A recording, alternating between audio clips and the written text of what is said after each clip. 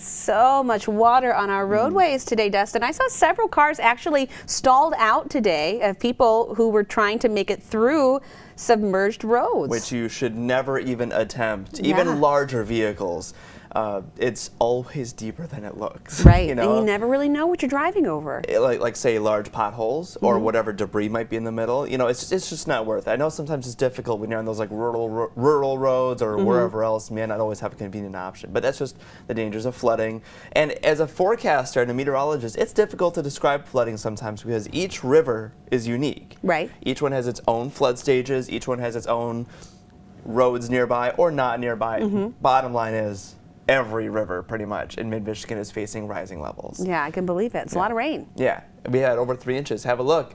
It's still a messy situation. Most of our viewing area is still under that widespread flood warning. And frankly, there's just too many rivers really to list. The Red Cedar, the Grand River, across many locations. Just if you're near one, I'm sure you've noticed by now, you don't need me telling you, that it's still very high. This flood warning is basically just ongoing until the water levels recede, because each one has its kind of own little expiration time. What's the point? It's just that we're all still dealing with flooding conditions. We got to be talking about that for at least a few more days before those water levels recede. Good news here. Cloudy conditions now, no rain in sight. The rain from this morning is long gone. Temperatures cooling still into the mid-30s, which is pretty seasonable for this time of year, at least in the afternoon, after such warm, record-breaking warmth last night.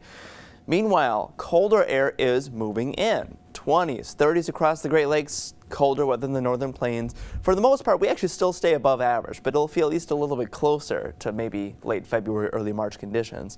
Here's the clouds moving in.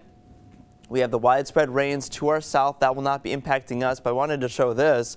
Look at the purple, widespread winter weather advisory, and of course, still some flooding conditions into northern Indiana, Chicago, a lot of green. That's all flood threats with all of this widespread rain. But the winter weather advisory dodges us. For the most part, we're just going to be staying dry through tomorrow. Highs in the 40s, rain Friday, rain Saturday.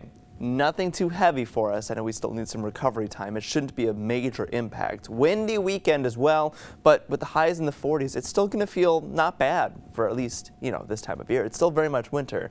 As we go through your forecast, though, tonight, mostly cloudy skies, becoming overcast at times. Thursday morning, mostly cloudy, but you do see this. Can you see that on the edge of your screen? Snow nearby. There's at least a small chance that might brush past our far southern viewing area, maybe Hillsdale, but if you see any snow, it shouldn't be significant, and most of us will stay completely dry, mostly cloudy, maybe seeing some afternoon sun from time to time for Thursday. Thursday night, mostly cloudy again.